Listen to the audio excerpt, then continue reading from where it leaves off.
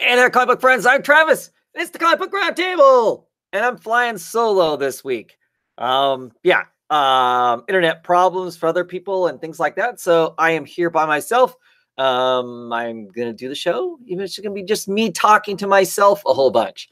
So I'm gonna start out my talk DC comics. I have no Marvel comics this week. I think my Marvel's gonna pick up a little bit here pretty soon because I am ordering a few more Marvel comics as they start to come out. West Coast Avengers, I'm interested in some stuff like that. So there might be a little bit of an uptick in my Marvel reading. I don't know. The Marvel just hasn't seemed to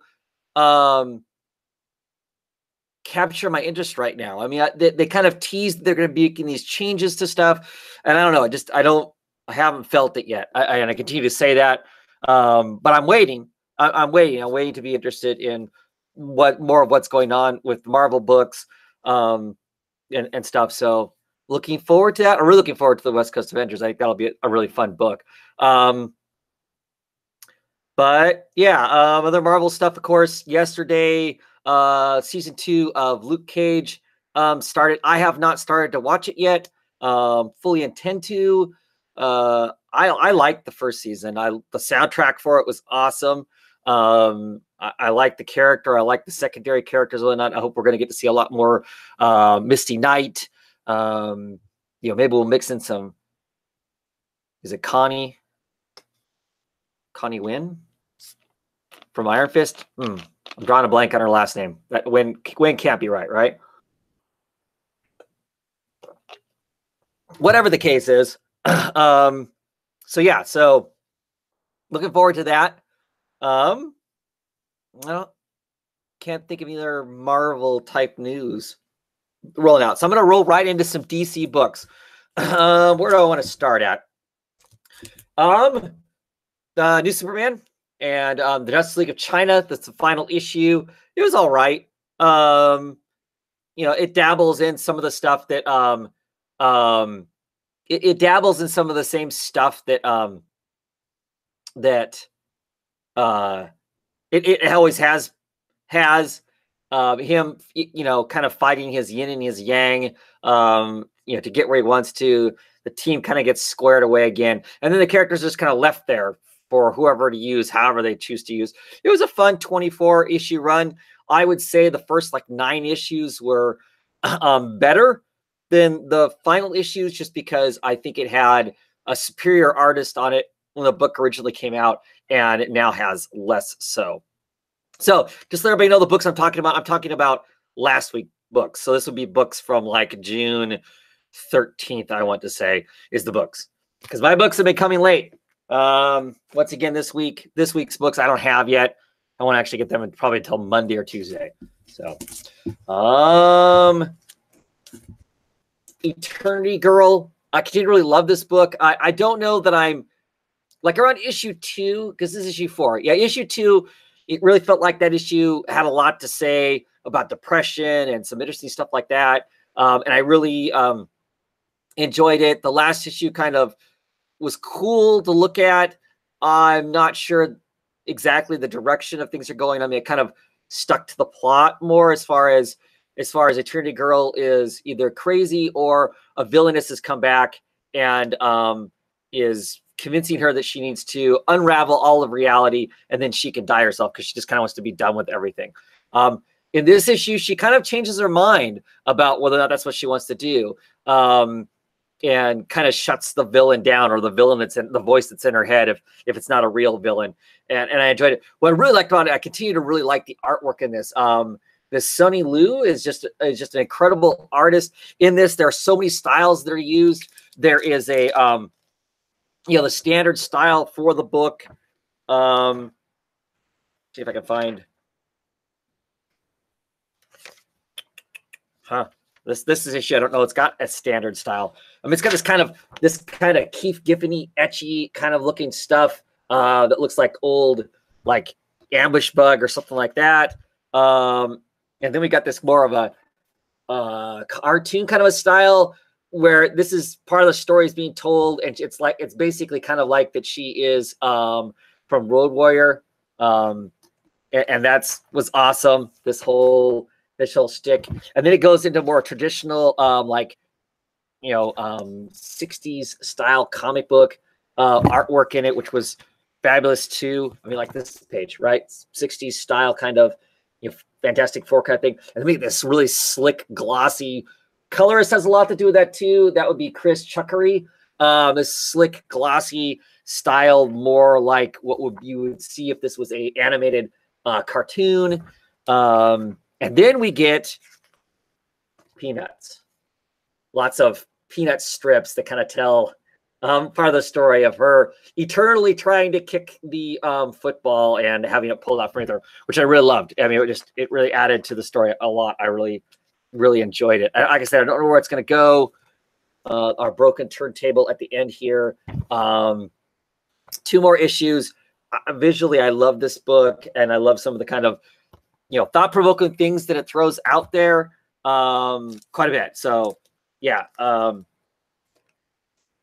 Great miniseries from Young Animal. I'm hoping that since our Young Animal imprint's going down, that we'll get to see more of this stuff show up in Vertigo, since I'm assuming that's going to be the imprint that stays around to kind of hold that up and prop that up and whatnot. So, Detective Comics. This is issue 982.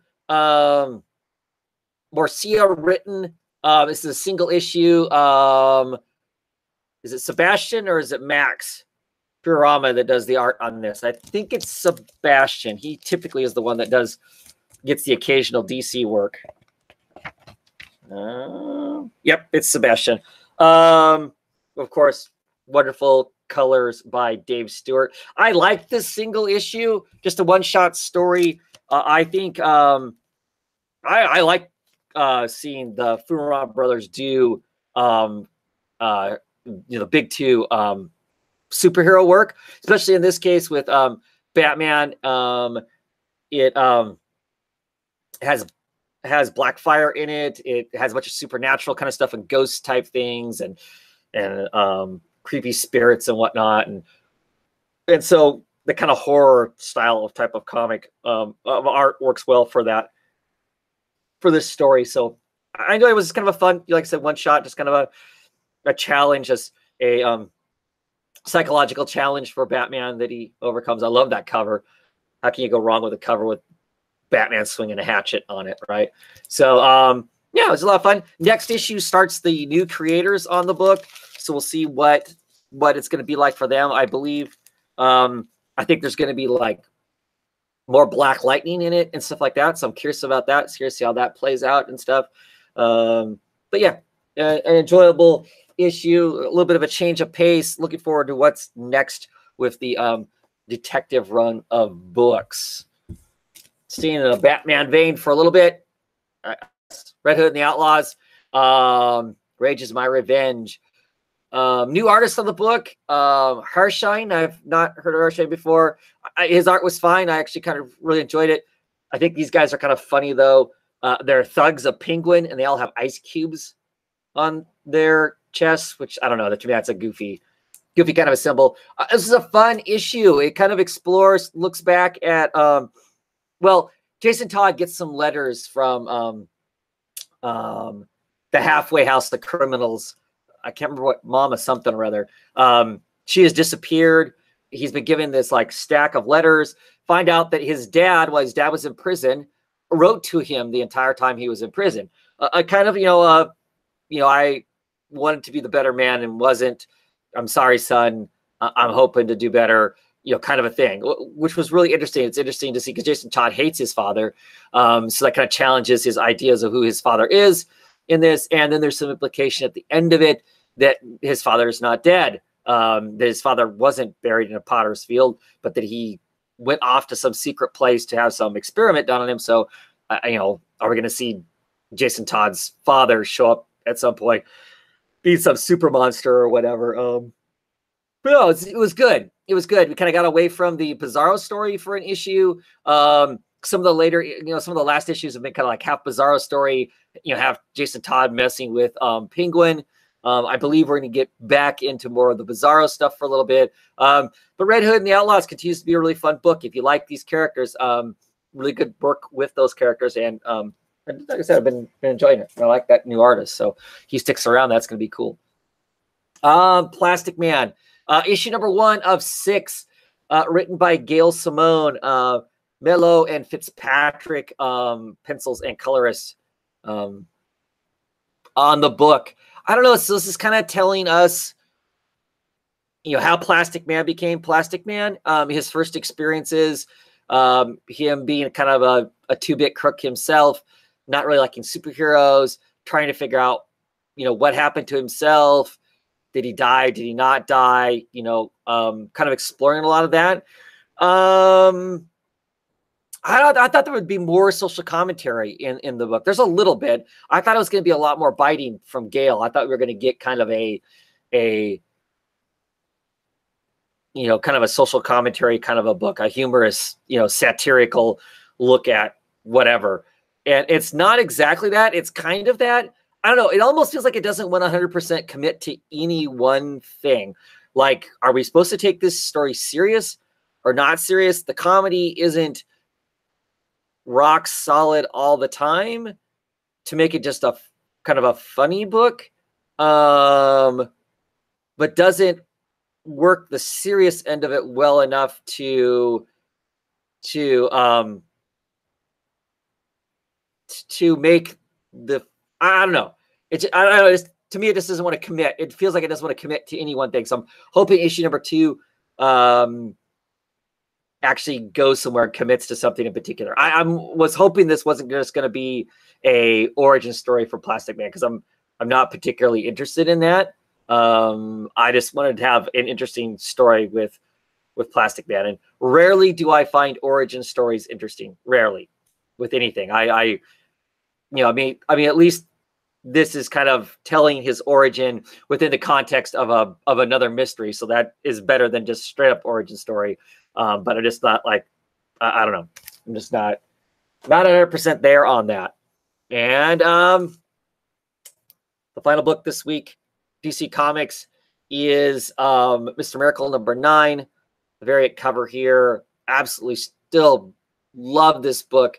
The bomb that gets dropped at the end of this issue is pretty incredible. Probably should have saw it coming just because of Scott Free's own personal history in the fourth world.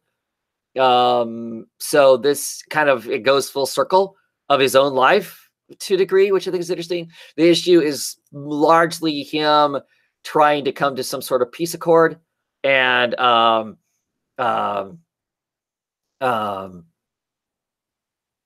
all interesting. I know that some people, like Mike Sergeant America, was questioning the the 9-panel grid, and these 9-panel grids where we have basically the same picture just used over and over again.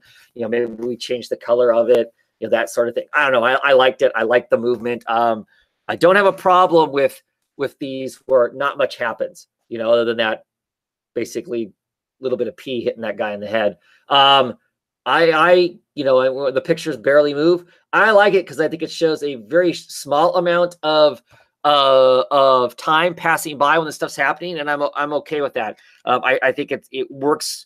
It works well. It all makes sense. I just love the characters in this. How kind of random but things that they do, but make perfect sense for who they are and what they say and that sort of stuff. So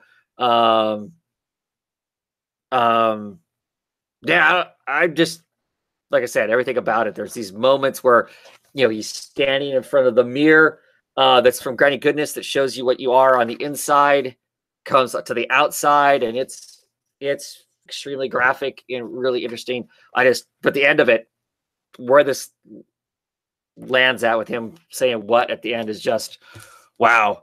3 more issues to see exactly what comes of this.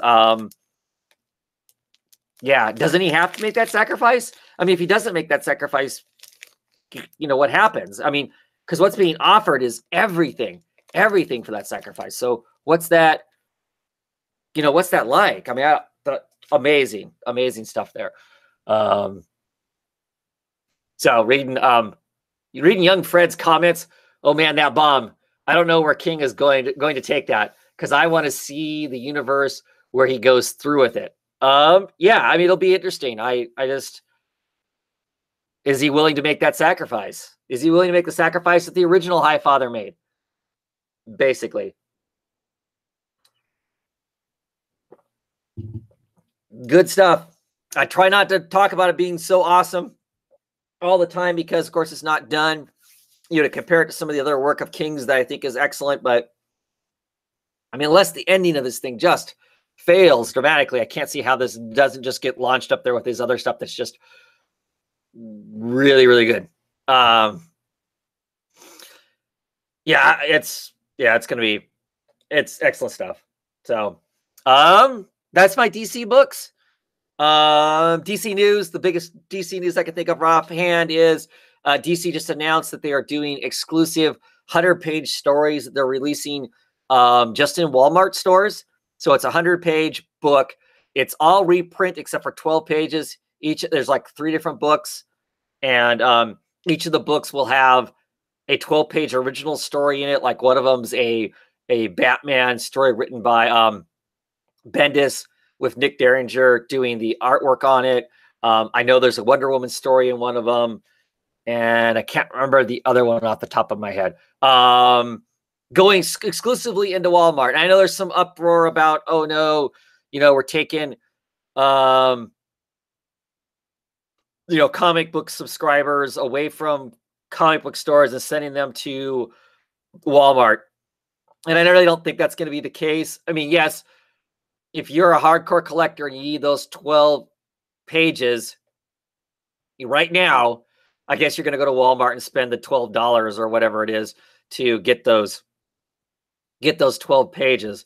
But I think more importantly, what it's going to do is Walmart's like the equivalent of the new spinner rack from my days, from the old days, us geezers back in the 70s and earlier. You would go and for me, it was the grocery store. There were comic books on the spinner rack and on the magazine rack in the local grocery store. And that's where I bought my first comics at. And that's where I bought comics at for years, was off of those things. If there was a comic book store in the area I lived in, I had no idea. I was 6, 7, 8, 9, 10. I didn't have access to it. It wasn't until I was a teenager that I know for sure there was a comic book store in my area that I would ride my bike to, or I would catch on my way to and from school, kind of a thing. But that's the gateway for new readers, new young readers. The kids that are going to pick those books up today are going to be the people who, when they get old enough to be able to get themselves around, are going to seek out comic book stores. I think it's really important. I hope they put out a bunch more. I mean, there's the question about the exclusive content, but there's got to be something that Walmart can make like a big deal. I mean, and it's not like comic books are the only things that do that. I mean, I know like the Funko Pops, which a lot of people who collect comics also collect the Funko Pops. Like Walgreens has exclusive Funko Pops. I mean, so there's something to draw people into that store. So, I mean, like I said, the really diehard comic book fans are going to go and spend a little bit of money in Walmart, but it's not like they're going to suddenly quit buying comics at their comic book stores. So I don't think it's going to hurt the comic book stores. I think it's actually going to be a boon for the comic book stores down the road to have those books there. I mean, I won't be buying them, and to me, this seems way smarter than, like, as a comparison, in case somebody brings up, Travis, you're a hypocrite. Because I complained about the Hellboy stories that are going to be put in Playboy. To me, that still seems like a strange audience.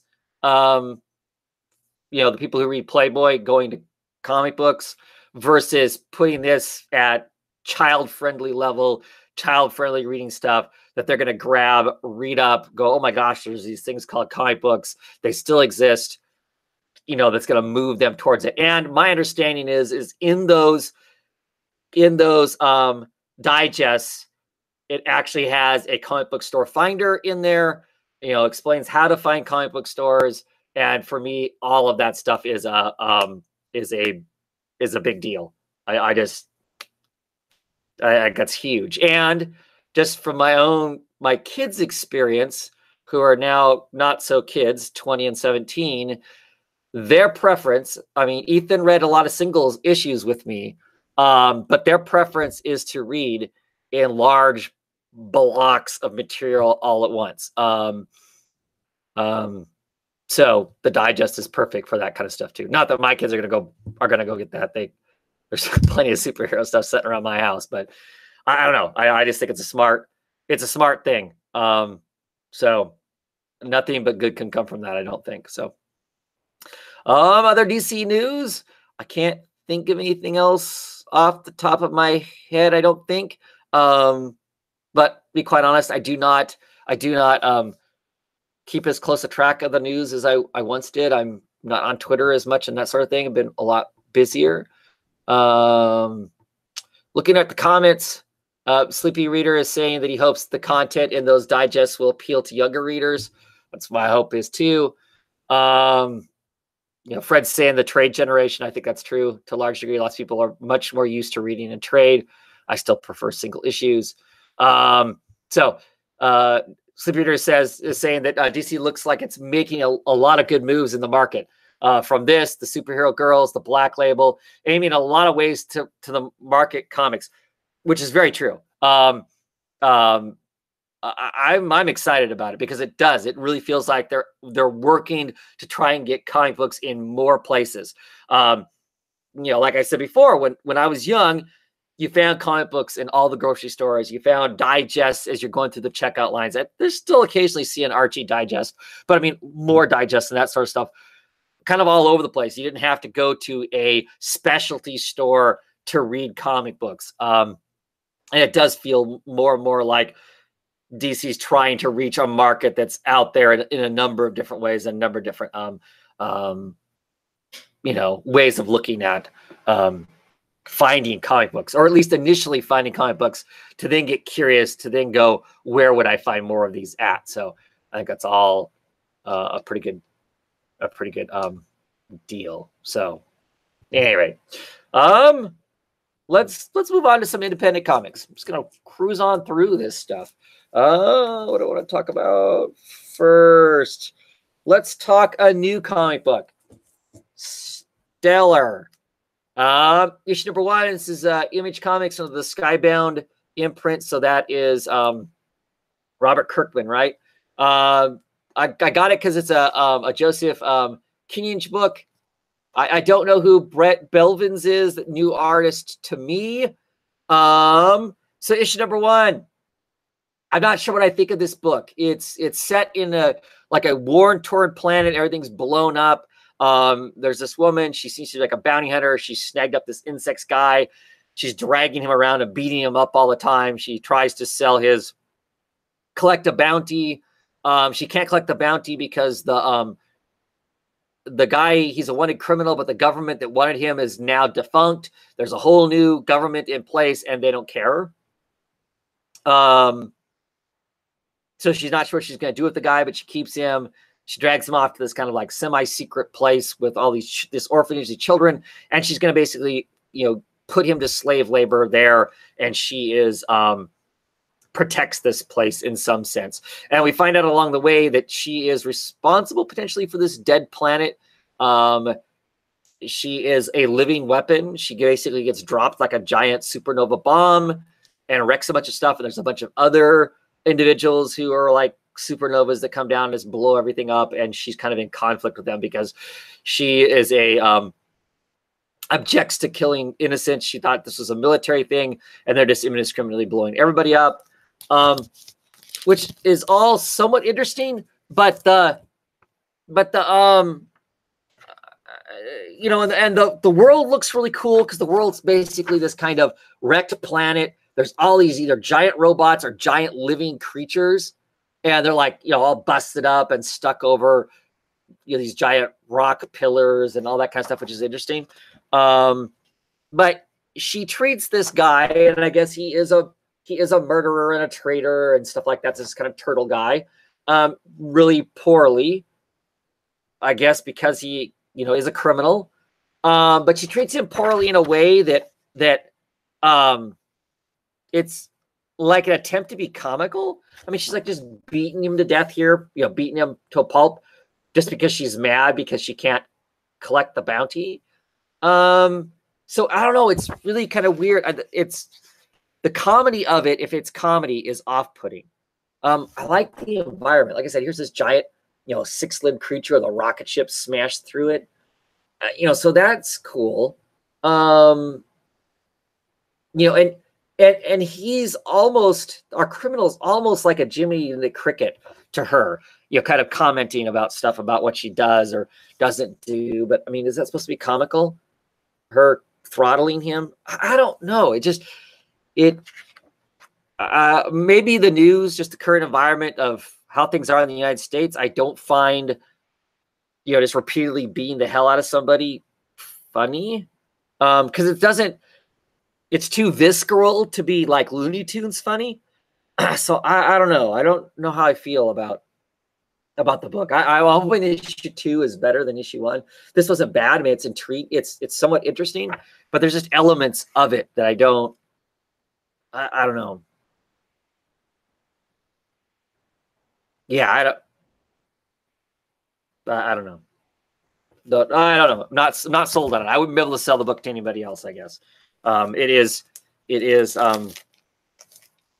somewhat interesting, but there's elements to it. I'm just not sure how I'm supposed to be reading that. Let's talk about a book I really, really love. This is the Dr. Star and the Kingdom of Lost Tomorrows, issue 4. This is the final issue of this 4-issue miniseries.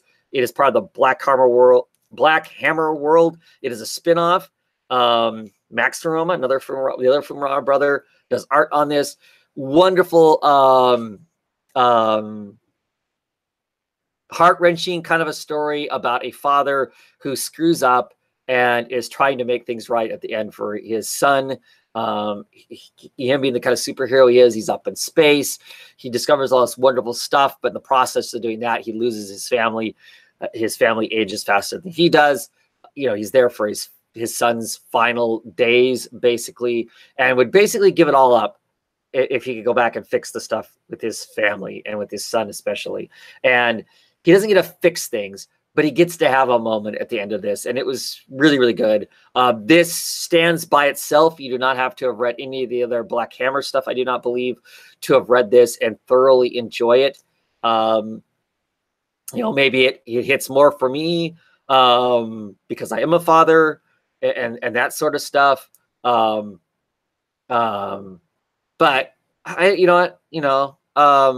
like I said, I think it stands on its own quite easily. It is by far the best of the spin-off stuff of the Black Hammer. Just really, really enjoying it. Just really emotionally really good stuff. Looking at the comments. Gorvidal is saying the interesting Walmart idea, but I don't think the comics will pull the kids away from their iPhones. The times I've seen kids at comic shops with parrots, comics are of no interest to them. Could be. I don't know. I guess time will find out. Is it going to pull them in by the, tens of thousands? No. But I think if it pulls in, 5,000 or 6,000 new comic book readers, that would be a good thing. And I tell you, the Scholastics selling the girls, well, shouldn't call it girls because it doesn't matter, but the superhero girls books, those things are selling thousands and thousands. They're outselling the rest of the comic books combined, basically. So the audience is there to consume it. You just got to tap into them. And then when they get old enough, hopefully the world of comic books as we know it still exists in some sense for them to latch on to it as adults, is what I hope for. Resident Alien continues to be a fun read. This issue is largely telling the story of this other alien that had crashed down from from someplace, and his relationship with this woman who curates artists. There's something going on kind of in the background of that. I still just really enjoyed this book. Not tons happens in this. It's more informative, but it sets up what the next issue is going to have in it, I believe, because we definitely get a distinct impression that our art curator is not telling the whole story. There's some other secret part. So looking forward to seeing what that is. Good stuff as always.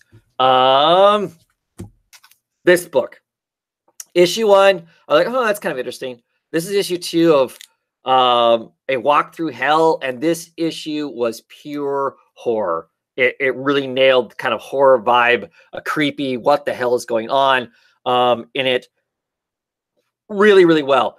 I love the way the dialogue is written in this. The dialogue is interruptive.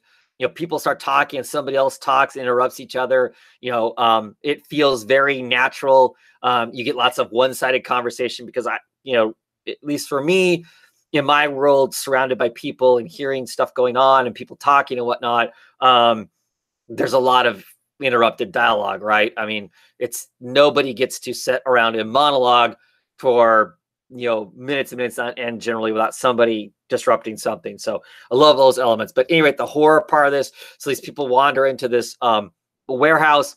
They're looking for these FBI agents are looking for their partners. They've disappeared in there. They don't know what's happening to them. Clearly it's something bad. So they rush into this place, last issue. And this issue starts out with them waking up. One of the FBI agents wakes up. She's disoriented. She sees her partner laying on the ground. She goes to check. Her partner. Her partner doesn't have a pulse. She freaks out. She starts to give him mouth to mouth. He wakes up kind of like, whoa, what are you doing? She's like, you didn't have a pulse. And while she's rattling on about, she's not sure what happened. Maybe they got drugged, whatever. He's like, I don't have a pulse. I can't feel my heartbeat. And he grabs her hand. Lo and behold, neither one of them have a heartbeat. They are both what we would most of us consider technically dead, except they're alive and talking. Clearly they've been drugged, they've been dosed or whatever.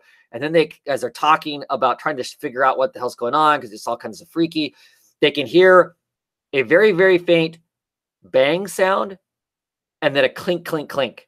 The bang sounds very muffled, like it's very far away, but the clinking of what they assume is shells, casings hitting the ground, sound very close. They wander farther into the warehouse, and they find one of their partners, and he is shooting himself in the head repeatedly with his gun. And the side of his head is gone. He has blown the side of his head away. His eyes are open, and he'll shoot a shot, and then he waits a few moments, and then he shoots another shot, and then he waits a few moments, and he shoots another shot. And it is incredibly graphic and horrific, and they can't get him to stop. They think that they have a group hallucination. And while all this is going on, we occasionally get these flashbacks of them slowly working up to getting on this case in the first place.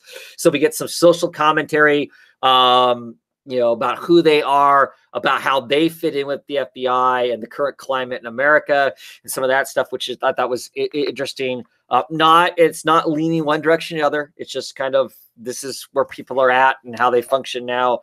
And he just, like I said, he just kept repeatedly shooting himself in the head. They do figure out how to get stopped and whatnot, but it is just, it was creepy. It was creepy and it was scary. And I really, really liked it. Super stoked by this book. This issue number 2 was just like, wow, it was super solid. Super, super solid.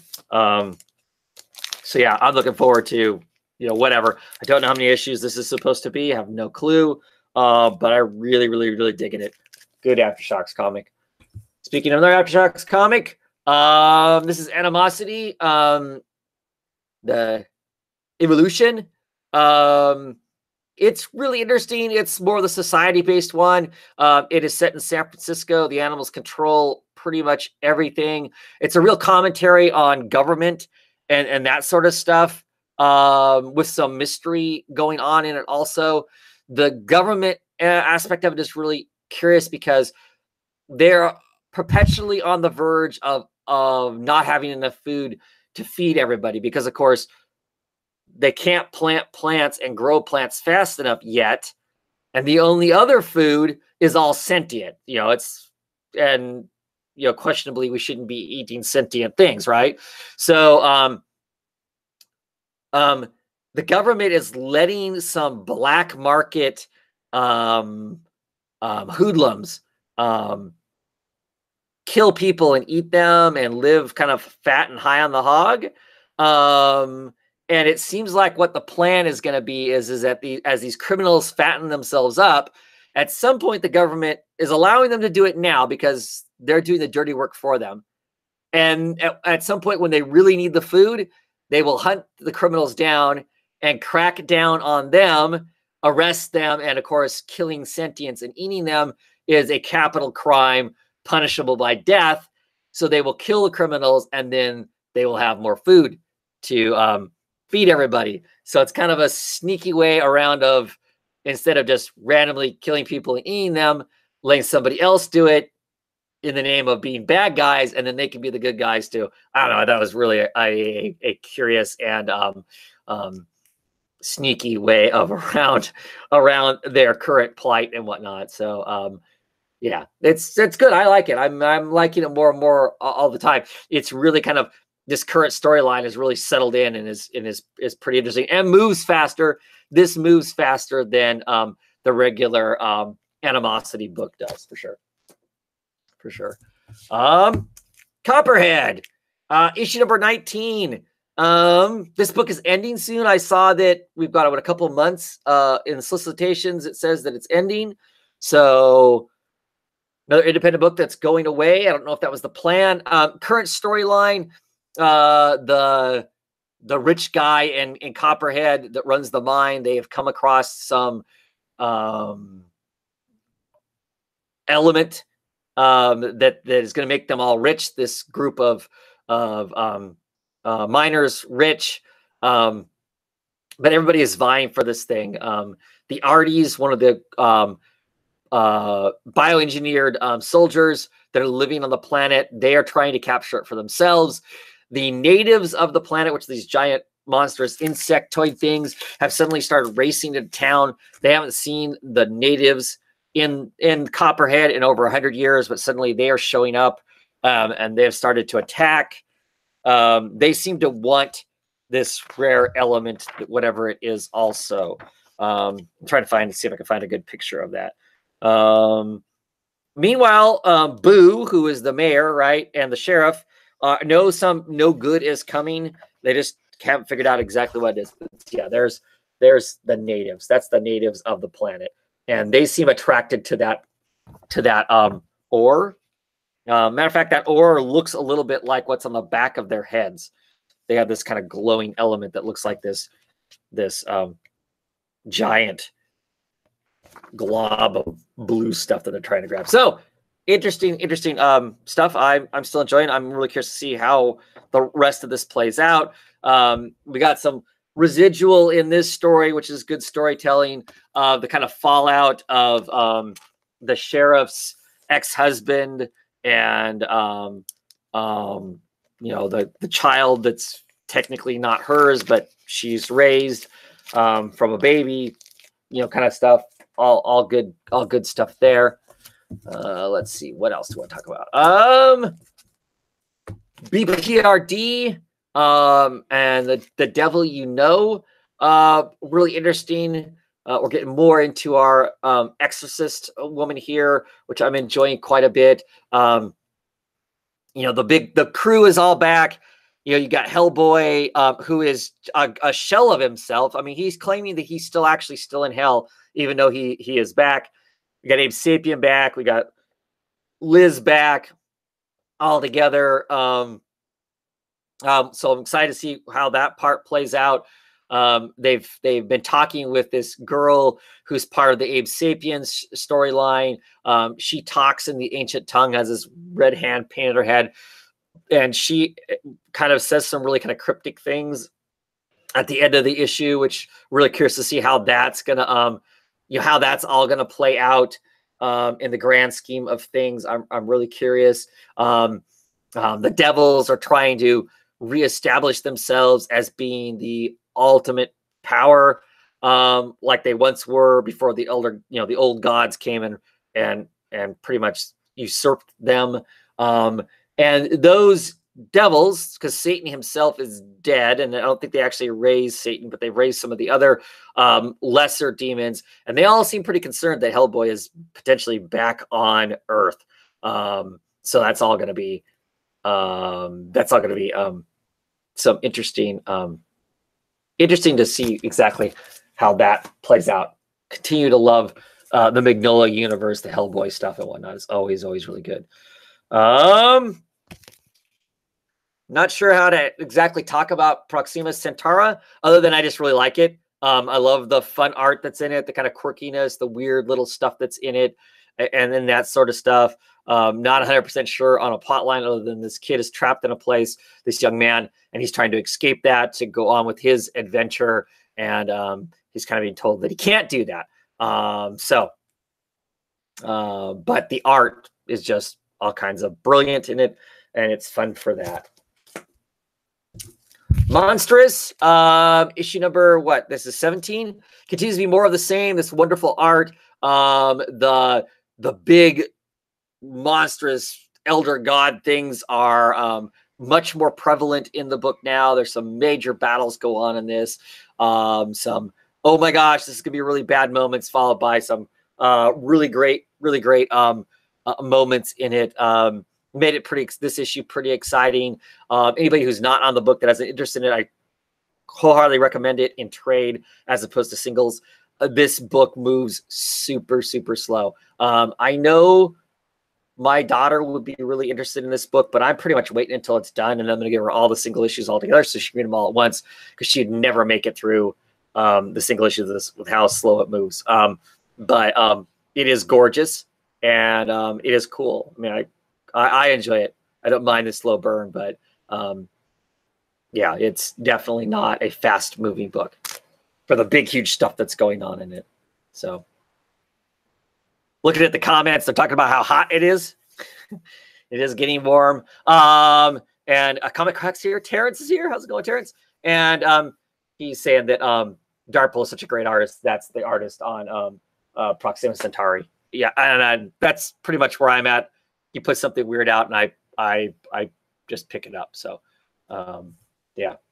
And The Damned, issue number 10, the start of a new storyline, The Daughter's Dance. So we get introduced to, is it Al? Can't remember if it's Al or it's the other demon crime boss.